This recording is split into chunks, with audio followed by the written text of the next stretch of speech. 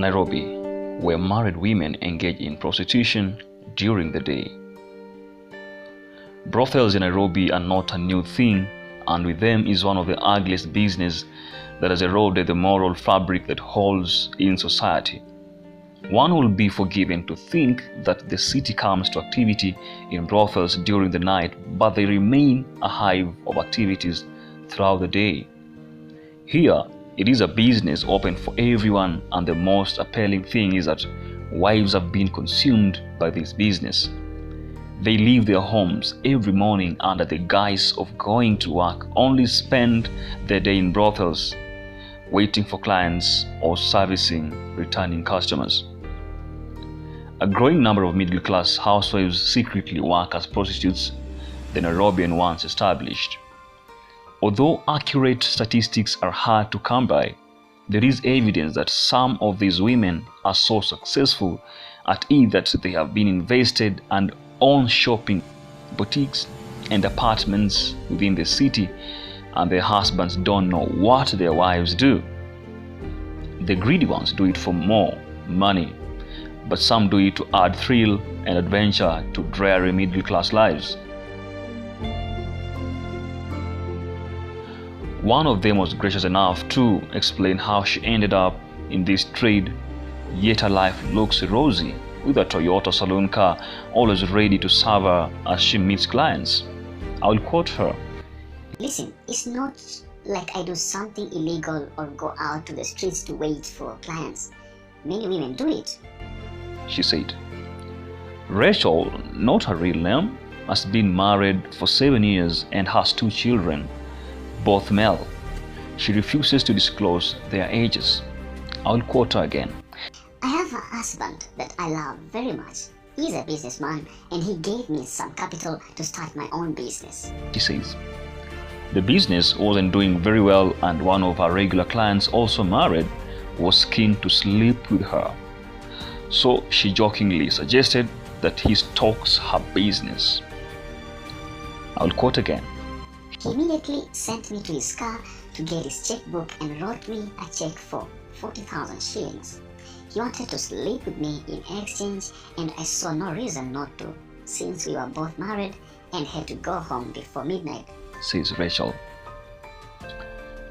After that incident, she has never looked back. She dates rich married men who fund her businesses.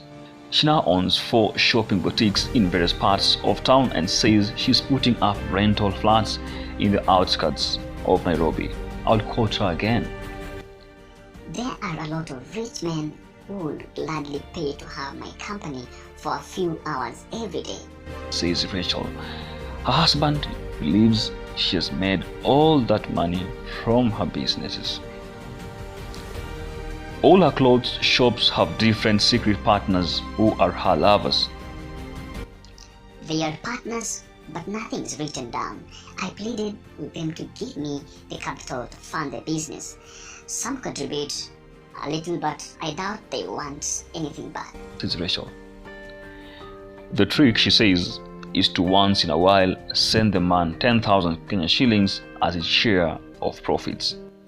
They laugh and tell me to plow it back into the business, or when we meet, they even spend more on me. I'm not a prostitute. I'm just a businesswoman who never lets go of an opportunity, says Rachel. Then she drops a bombshell. Nearly all her friends who are married also have other men paying them for sex. I don't know why people fool themselves.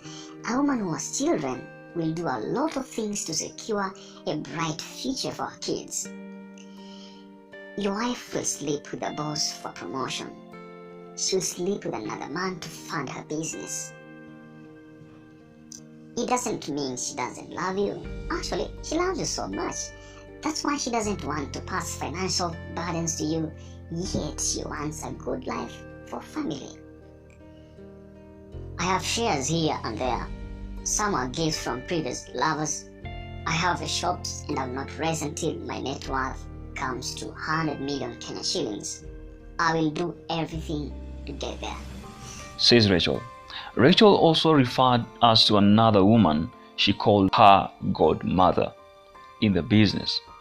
She owns an apartment and several flats in the city.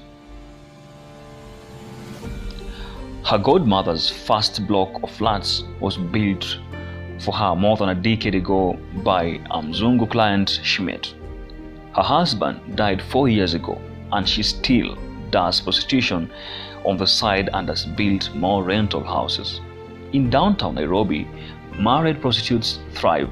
Across River Road at Kericho East Day and nightclub, it isn't hard to get a married woman who sells her body during the day before heading home carrying milk and bread for her family. At Kericho, you are assaulted by exposed cleavages, pot bellies protruding from tight tops, and acres of exposed thighs riddled with stretch marks. Some women, dressed decently, wring their hands solemnly or engage in chit-chat. All you have to do is order a drink and ask the waiter to get you a married woman. That's the sad story of prostitutes. Is it sad? What's your comment? Is it happy? Tell us down there in the comment section, and we'll be back with more news in our next series. Thanks for tuning in. Goodbye.